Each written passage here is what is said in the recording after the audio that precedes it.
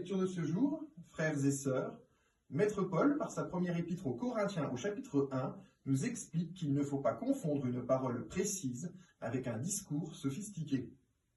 Car si le premier consiste en un effacement de son avis propre, une difficulté imposée à des fins de pédagogie, le second n'est qu'un étalage de son propre ego, une vanité de plus, à l'instar d'une confiture étalée sur un trop grand morceau de pain. Cet ego est ce qui amène aux fameuses dissensions rapportées par les gens de chez Chloé, mais aussi à une relativisation du message du Christ, entraînant une multiplication des églises, qui obligera Maître Paul à préciser qu'il n'est en rien un chef de courant, et que ce constat vaut également pour Pierre ou Apollos.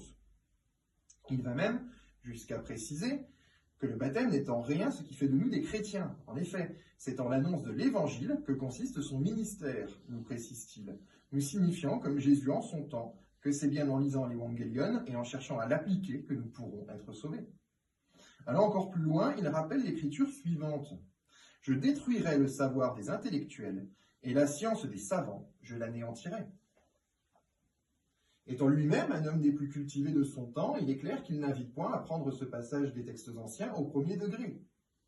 Ce qu'il veut dire par là, c'est qu'il faut mettre l'érudition au service de la vérité, et ne pas l'utiliser à la façon d'un ascenseur social.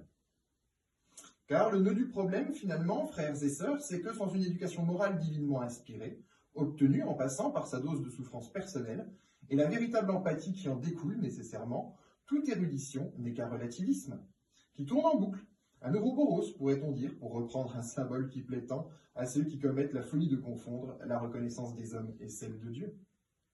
C'est pourquoi, en ce dimanche, frères et sœurs, je souhaiterais vous inviter à réfléchir à la notion théologique dite de la puissance de Dieu.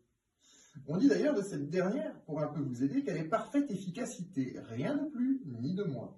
Ainsi, après avoir médité ce concept, je vous encouragerai également volontiers à vous intéresser à la notion philosophique de performativité. Amen.